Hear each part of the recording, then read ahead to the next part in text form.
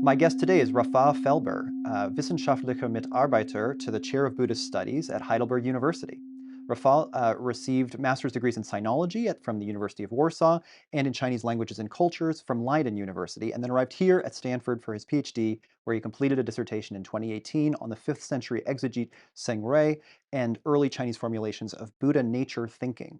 We'll be sure to talk about that and the Chinese origins of Rafal's training in Buddhist studies in the conversation ahead.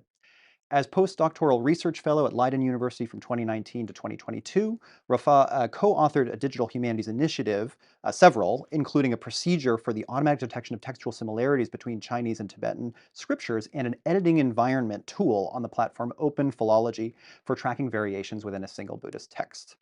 Rafa is the editor of a volume on Ratnakuta studies, which we can see here, published with Brill in 2024, and he is currently at work on a monograph titled Saving the Buddha Dharma from Itself, a study of the Sarada Sutra and an inquiry into the large corpus of forgotten Mahayana scriptures that only survive now in Chinese and Tibetan.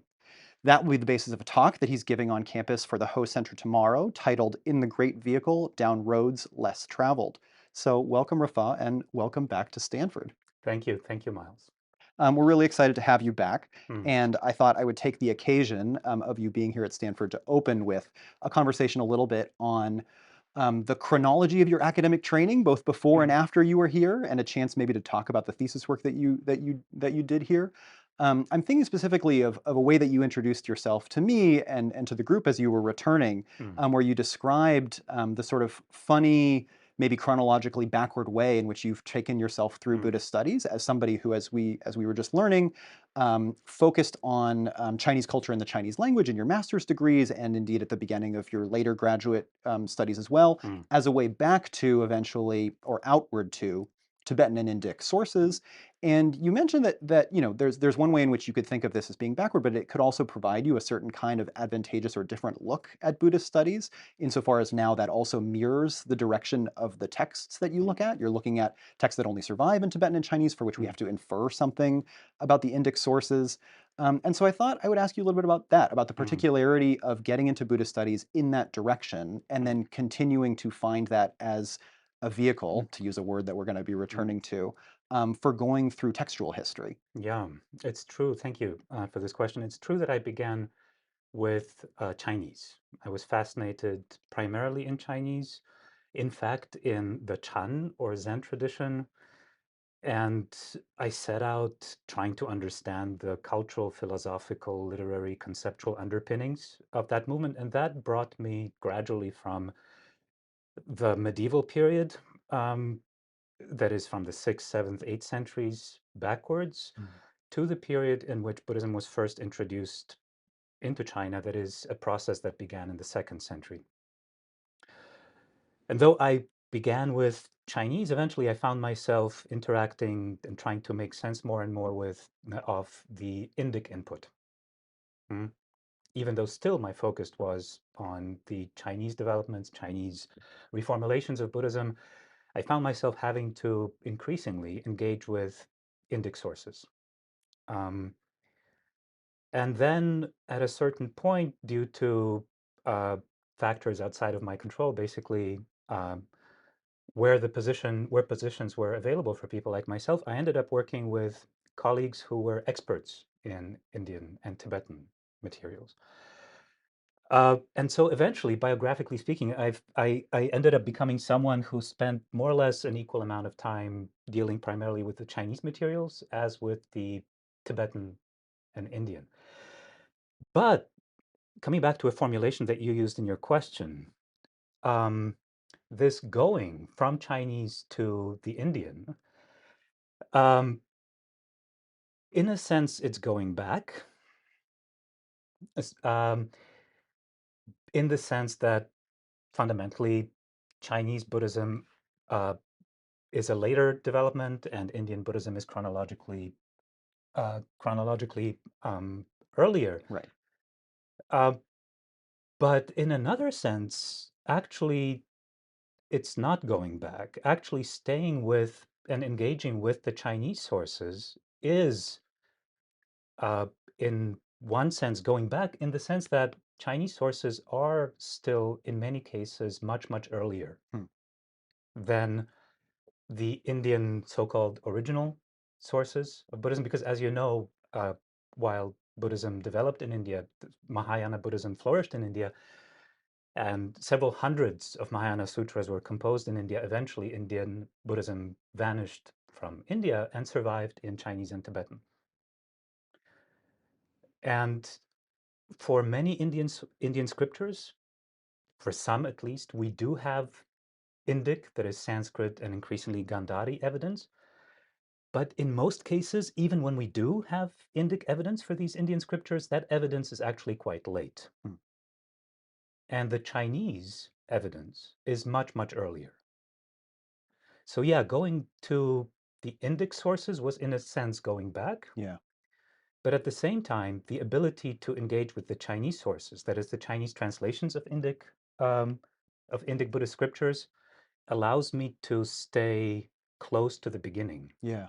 Yeah, that's wonderful. And you've described it, you've characterized it as knowing an India that is lost in Sanskrit. Mm, Could you say a little bit more about that? Of sort of, yes, so there's one way of thinking about it chronologically. There's another way of thinking about what it offers you cross-culturally, geographically. mm, What are you able to intuit or learn about what Indic Buddhism must have been like by way of these texts that mm. then predate what we actually have from that region? Yeah.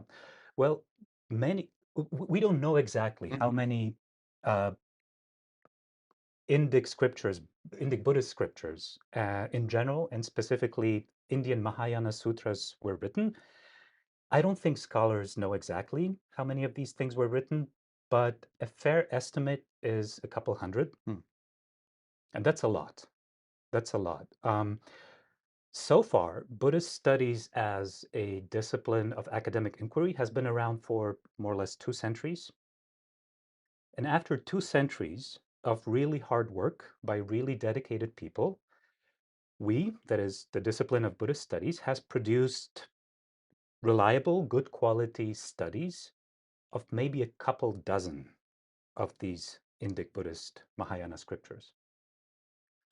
But there are hundreds. We don't know exactly, and it would be valuable to know precisely how many were composed. We don't know, but hundreds. Yeah. And the vast majority of them are lost in Indic sources for various reasons, both cultural, right, the presence and the ascendancy of Islam Hmm.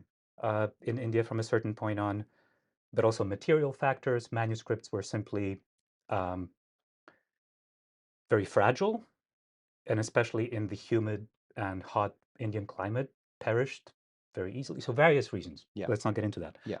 But when Buddhism entered China starting in the 2nd century, and especially in the first 4, 5 centuries of translation activity, a large proportion of that vast corpus was translated into Chinese, and we have those translations.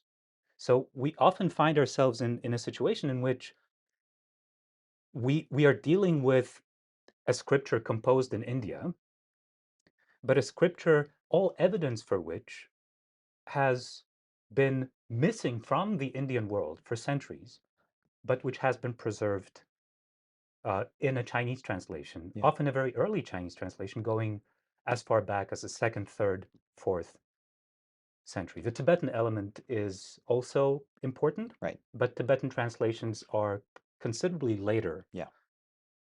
than the Chinese. Yeah. The Tibetan translation effort really um, developed momentum towards the end of the 8th, at the beginning of the 9th century. Yeah, great. So let me dwell a little bit on the Chinese side of it, and then Mm, we'll think about China and Tibet head to head mm, with regard to your digital work. mm, But so you mentioned, the factors of preservation, and we think about mm, geography, we think about politics, we think even about climate. But of course, an important part of this is also just the scholarly work, the translating work that is being done. mm, And this makes me think about, the dissertation that you wrote, the thesis that you wrote on this, I think, 4th century scholar, right, mm, Seng Rei, and a question that seems to animate mm, your argument and your dissertation, that seemed to animate Chinese scholarship in that time, in those early years of Buddhist transmission, is how much are we going to keep? What are we going to keep? Especially as our own developing mm, philosophy of something like a Buddha nature might kind of be a wedge issue with regard to which scriptures fit or Mm, don't fit within a coherent mhm, philosophy. And you say that one of the distinctive features, and helpfully for us being able to gaze backward, of this Chinese canonization process was that it was fundamentally pretty conservative and comprehensive. It wanted to include it all, but that this potentially posed doctrinal or philosophical issues about how to make things align, how to make things fit together. And so this scholar, Seng Rui, becomes very important for you because of his specific intellectual commitment to wanting to insist on a unity of things that seemed like they mm. could otherwise be very disunified. Can you tell us a little bit about that case, that scholar, and how you perceive him and his work? Yeah, well, these are many, many complex, very important questions. I'll begin, and this is only a beginning of an answer. Sure. So if I miss important points, important aspects of your question, please call me out. Hmm. But just to get us started, I'll begin by addressing the very concept of canon. Mm. mm. In your question, Yeah. correctly, this is not a critique, this is not, but correctly, which is common practice, Yeah. right? You Yeah. invoke the concept of the Chinese canon. And I can't help it with the books that are behind Right. us. I mean, here we have various editions of canonical collections. So the concept of the Chinese canon is used very widely uh, among experts, among non-experts alike. Uh, but it is a problematic usage for Mm. various reasons.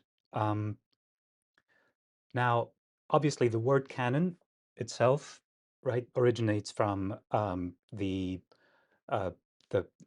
European cultural context, and especially in connection with Judeo-Christian religions, in which context it means a group, a narrow, well-defined set of scriptures that have been selected as particularly authoritative, Hmm. sanctified by some form of ecclesiastical authority, and sanctified in reference to some higher transcendental principle, more or less. Right. But when the formulation Chinese Buddhist canon is used, um, it is used in reference to something quite different. Um, so, in a sense, the formulation Chinese Buddhist canon is a misnomer. What scholars and non scholars alike usually have in mind when they speak of the Chinese Buddhist canon um, is, for instance, what we see here on the shelves.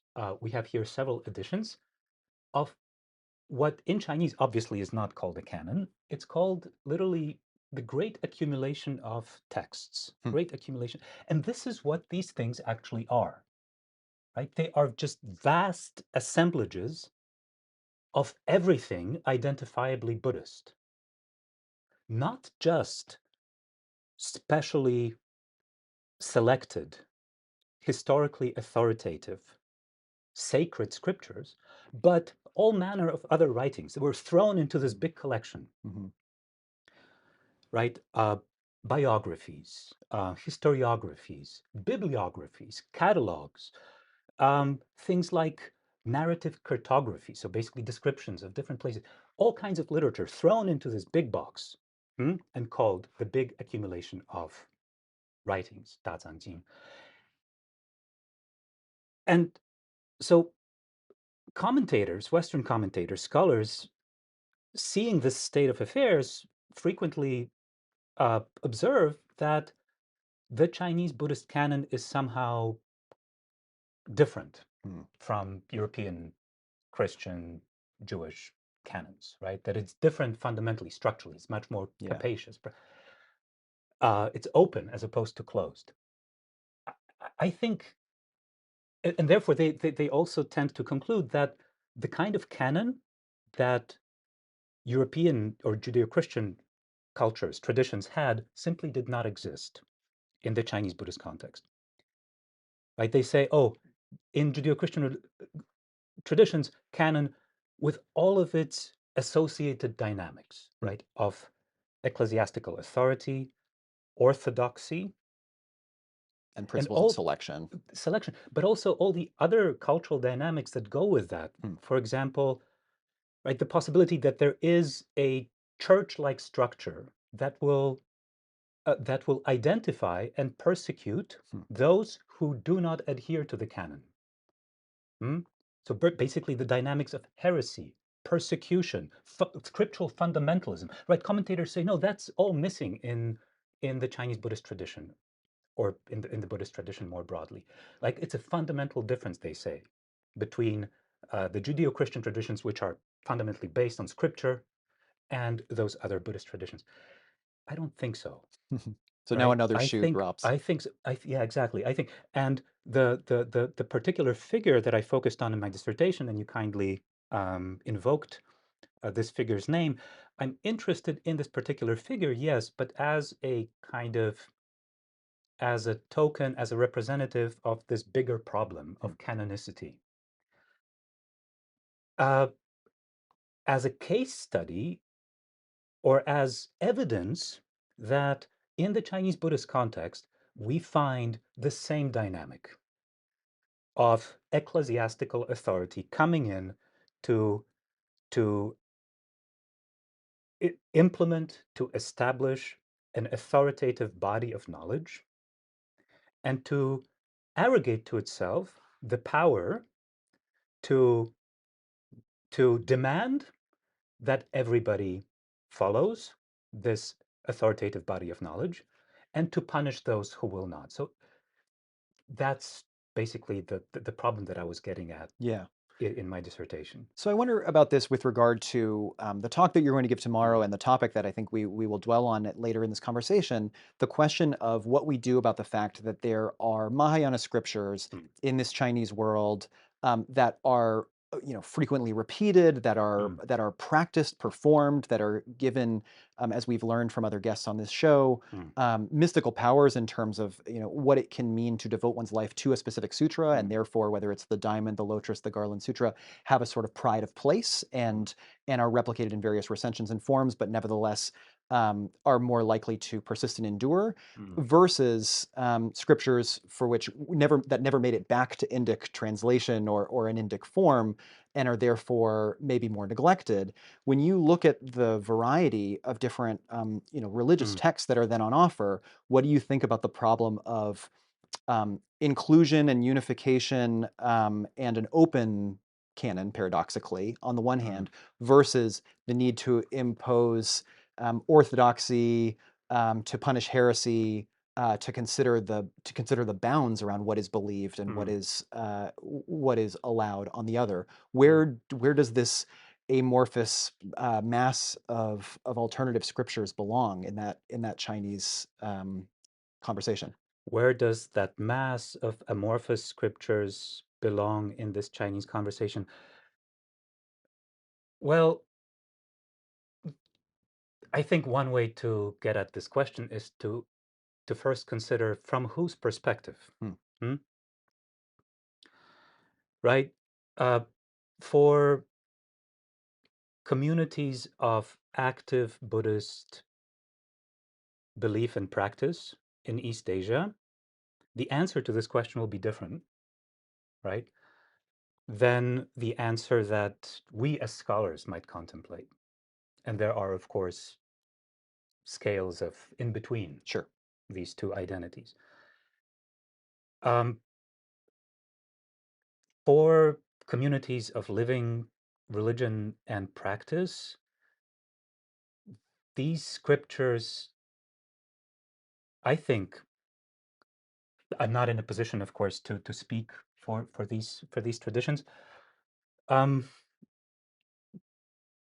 but they have been preserved throughout the centuries in various editions of the great collection of scriptures. But at least based on my own study of several examples of these forgotten or neglected Hmm. scriptures that never became central Hmm. to living religious belief and practice in East Asia, they're essentially filler material. Yes, sacred Hmm. filler material, right? Because of the assumption that all scriptures are the words of the Buddha, Yeah. but there is no explicit engagement with them. What does that neglect look like? Is it they're not read, they're not studied, Mm. they're not recited? How far down I does it mean, go? that's a very difficult methodological Yeah. question Yeah. because basically what I'm saying is that throughout the centuries, uh, actual historical individuals, for example, let's say in China, Yeah. did not use a particular text. Hmm. But how can I prove By that something absence. didn't happen, Right. Right. right? Yeah. All that I can prove is that I have no Yeah. evidence for active use, active Yeah. engagement As of opposed the to the particular, positive evidence you have of other sutras. right. Yeah. So, but I have no, there, right? I cannot, Yeah. You can't definitively right, say. right. I mean, as is often said, lack or absence of evidence is not evidence of absence. So who knows? And in fact, sorry, now this is a tangent, but Mhm. a delightful one.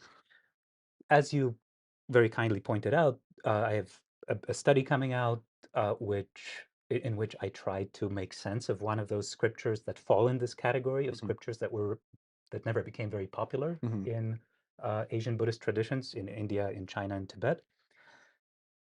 Um, and I came across evidence that, in fact, roughly 6 decades after this text was first translated from some Indic source into Chinese, Mm. there was at least one important by whatever metric, important exegete, preacher, uh, leader of the nascent Buddhist movement in China, who thought this was really great stuff, Mhm. and who was actively going about and preaching and propagating this particular text. But how do I know about it? From a letter written by another of his contemporaries. And the author of the letter says, one of my friends, he loved that text. What was he thinking? Yeah, but he was crazy. He was an outlier. That's right. Yeah. Yes. And So we your only only know, evidence is when it's already on the and wane. exactly, we only know that the text in question was used by at least that one outlier Yeah. is because his friend, his colleague, decided to write a highly critical but Yeah. we don't know Yeah. how many other such people Yeah. were out there Yeah. throughout the centuries. Yeah, but that's great that Mm, that anecdote and that kind of multiple levels of remove from the mm, original scripture gives us a sense both of like the possibility of inclusion to the mm, conversation we were having before about canon mm, and the sort of policing of the boundaries mm, of the canon. So, you mentioned at the beginning of this part of the conversation that there might be a substantial difference between how scholars would look at this and how practitioners would look at this today as well. And that makes me curious about sort of, do you find you relate to certain monks and scribes in this tradition who see themselves as includers and unifiers, insofar as that's a way your project yeah, now? right. Do I do do I do I feel that I relate to, if I understand you correctly, to an individual like Sunray? Yeah. If I understand correctly, he was um, yes and no. That's the short answer. Yeah. If I understand correctly, he was kind of like an early church father figure, Huh. right? He was uh, out there in the trenches trying to do what looks very much like establishing a kind of unified identity for this new presence in the Sinitic culture, Buddhism, Yeah. which hadn't been there. Now it's here. We need to find a way to make sense of this tradition, both for in-house use for us, but also vis-a-vis other established sources Hmm. of culture. So in a way, yes, in a way, no. In a way, yes, I relate to him because he was trying to make sense of things, right? He was confronted with, he was presented with, he was dealing with this this vast quantity of textual material, all of which was trying to address big questions, but which were giving often incompatible answers. This aspect of his project, it's as a scholar, as a human being, it's hard not to relate to, Yeah. right? He was just trying to make sense of things. Yeah. At the same time, though, he was very much in the business of establishing, imposing, and then policing Mm. a hegemonic discourse, Yeah. right? And in one of his documents, which fortunately survived somehow, again, a lot of this is fortuitous. A lot of that is pure chance, Hmm. right? And then we take these little elements of evidence that fortunately have survived over 17 centuries, Yeah. and based on them, we try to erect kind of comprehensive picture of that historical period, Yeah. which we have to be aware of the limitations We have to of be our cautious evidence about and that. constantly, Yeah. constantly push back against our. In any case, we have a document that survived from him, which is this kind of internal memo, at least based on my reading, in which he says essentially, yeah, we're going to have to start excommunicating people, Hmm. right? And especially if since we're this is nominal, this is um, a Buddhist actor that we're talking Yeah. about. Yeah. To see a Buddhist actor, right, invoking these tropes Yeah. of heresy, excommunication, I think it's quite eye-opening, Hmm. um, both to popular explorers of Buddhism who are Yeah. accustomed to the notion Yeah. that one of the fundamental differences between Christianity and Buddhism, let's say, Hmm. is that Christianity has that history, Yeah. right? Buddhism doesn't. It's actually, It's there. yeah. So he's a complex figure, Right. Yeah. and As a scholar, you would yeah, never and say, "Oh, I'm on right, the team of excommunicating," or yeah. yeah. So, okay, this is fascinating. Can I just ask one more Mm, question on this before we move forward, which is, what is then heretical for somebody who is pretty committed to accepting and trying to stitch together texts that might be pretty diverse and that might mm, themselves have pretty different positions? mm. What's outside the lines for him then? Uh, yeah. Well, that's another excellent question. And once again, I think different answers will be available depending on the perspective that we assume Sure. in giving an answer. From my perspective, as as an outsider, Hmm. I think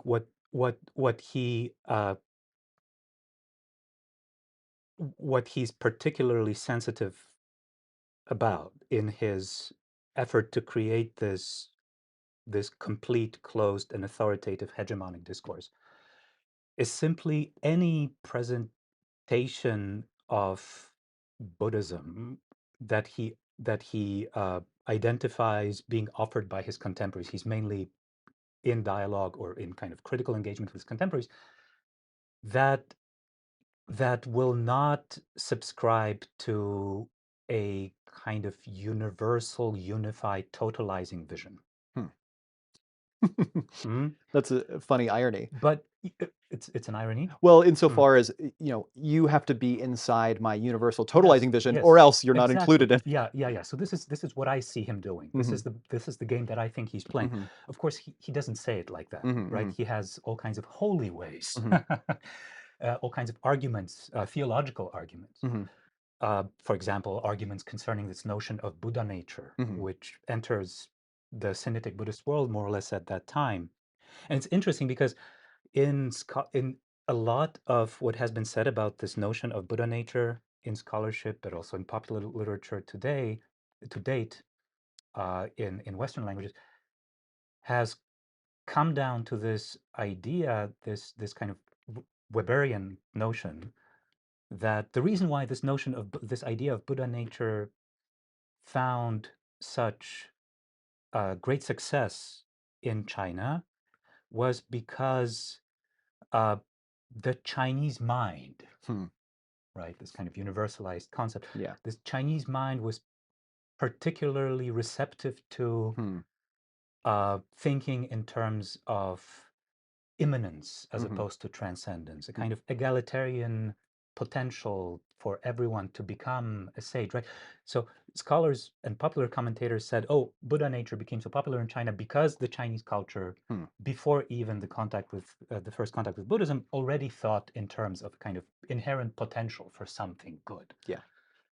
But Sen Rui used it for a very different goal. He Right. was in the business of, right, creating that orthodoxy and Yeah. policing heresy. Yeah. that there's a universalism in the philosophy, but not necessarily in the practice, Yeah. right? Yeah, yeah, fascinating. Mm, Okay, just to take a very sharp turn now, we've mm, thought about the foils of the scholar who starts from Indic sources and the scholar who starts from Chinese sources, maybe also the foils of the scholar and the monk mm, as doing different kinds of work mm, with regard to literature that they receive. Based on the nature of some of your recent work, I thought I'd also ask about the foils of the philologist, the mm, person who knows this literature and these languages inside and out, and the natural language processor, this mm, sort of new mm, digital being among us that is also processing texts mm, in a particular way. Because you've done this digital humanities work of trying to do what we might see as a version of kind of scribal editorial practice that's been going on for millennia, but accelerated mm, and enabled in a hypertextual way mm. where people can collaborate on creating authoritative versions of these scriptures that, track edits and recensions and whatnot, that are training models that are non-human to be able to read and translate and compare these things, right? Um, okay, so big turn, Yes. big new Yeah. question, but I just want to ask about that a little bit. What are you finding to be the evolving nature of this relationship now between the scholar and the machine, as it were, instead of the scholar and the monk? Mm. What have you learned from your years working in that space? Ha. A sudden chill has taken over the room. You invoked Yeah, the topic that is on the minds of so many of us, the yeah, topic of large language models, right, broadly speaking, AI, and how it is already impacting and how it will continue to impact what we do. The short response is I have stopped making predictions for how it will impact specifically the work of the philologist, the Buddhist studies expert. My experience so far working uh, with computational approaches to philology, my experience so far, which may be disproven by the next big announcement from Anthropic or whatever tomorrow, right. is that as effective, as powerful, and indeed as helpful as some of the new tools out there are, and indeed they are extremely powerful and increasingly helpful. So far, the human philologist, the human expert, is indispensable. Um, this has been our experience in the work that my colleagues and I did in 2022 as we developed, and that was before the publication. That was just a month or two before the publication of the public Wow. Yeah. announcement Yeah. of ChatGPT. Right. So my colleagues and I, and here the main credit goes to my two colleagues, Marika Malin and Paul Viertaler, who did most of the programming on the NLP side. I was just the philologist hanger on. Um, we were what we were trying to do in that project was basically create a helpful tool for the philologist who is working in the way that we talked about, right? So the philologist who's trying to recreate these lost Indic scriptures Yeah. based on their surviving Chinese and Tibetan evidence. So what takes up a lot of time for us scholars engaged in this work Hmm. is, yeah, we know, okay, we're working on this particular Indian text. Fine, we don't have it in Sanskrit. Let's just go with the default case. We don't have any Indic evidence, but we have here is the Chinese translation, here is the Tibetan. Yeah. We know that they should go together, right? We must read one against the other or in combination with the other in a kind of Rosetta Stone triangulation method to Right. try to recreate this Indic.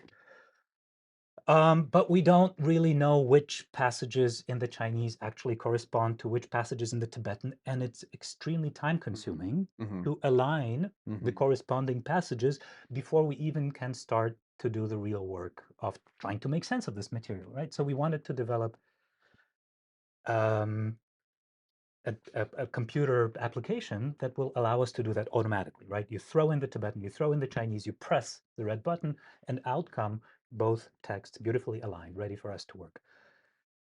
And we learned that, again, the expert judgment of the human philologist remains absolutely indispensable in that in that kind of work, in the development of such applications. Yeah. Again, that was before GPT.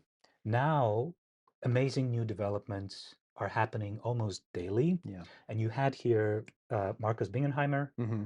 who is on the forefront of these developments, together with Sebastian Nerdich, who is now in Tohoku in Japan. Yeah. Wonderful new applications being developed. But I know I'm not keeping up with Hmm.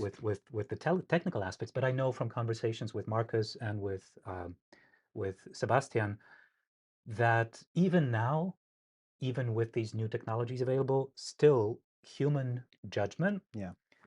how long is indispensable? How long that will remain? Maybe I'm just, Yeah. grasping onto Yeah. trying to be hopeful, Right. because I want to be needed. Yeah.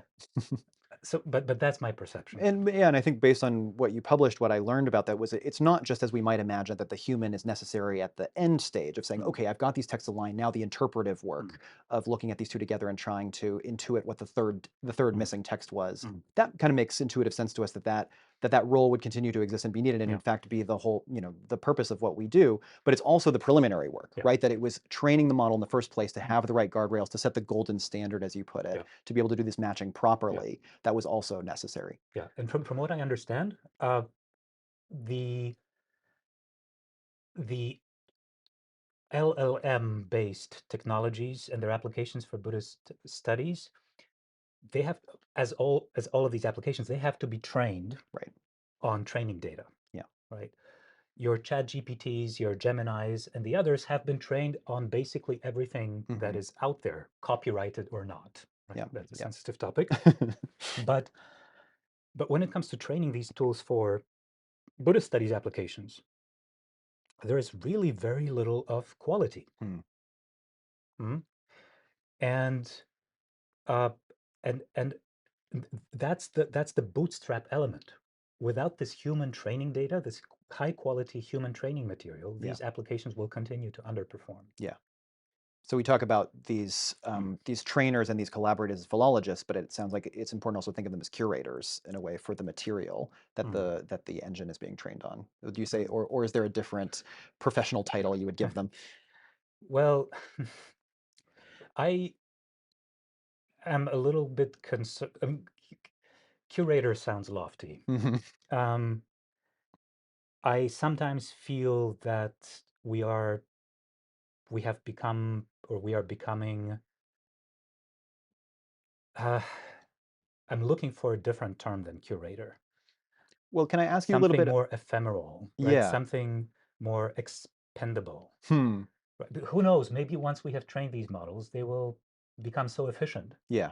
that we will be rendered obsolete. Yeah. So they're Mm, they're putting up scaffolding, but it's perhaps. Yeah, unclear yeah, yeah. whether it's a true long-lasting We are the foundation. booting program, right? Uh-huh. And once the system is running, Yeah. Oh no, we've turned over to mm, giving over the who metaphors knows? to the technical side of Who things. knows? Okay. Well, but this makes me ask a little bit about. You say how hard it is to look forward into the crystal ball in terms of what this relationship, this collaboration is going to look like going forward, and I take that point.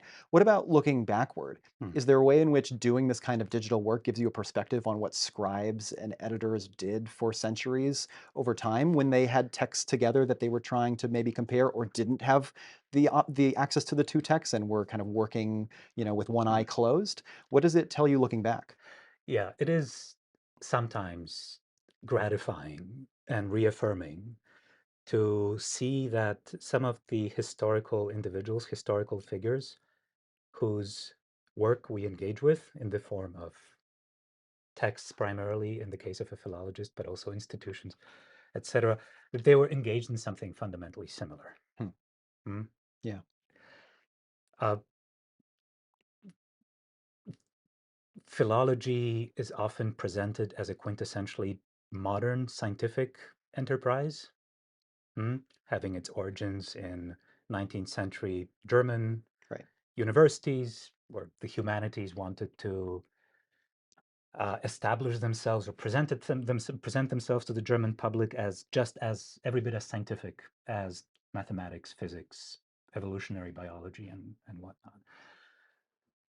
But philological practices, in the broad sense, right, understanding philology as the art of reading texts closely, carefully, and devotedly, is a far more ancient enterprise. Whether it has a future, that's, of course, Yeah. another matter. Yeah, so Mm. it's not as though we're talking about two nodes of connection in the 21st century and the 4th century. It's a kind of continuity of this kind of scholarship Yes. that has just taken different forms over Yeah. time. Yeah, that makes sense.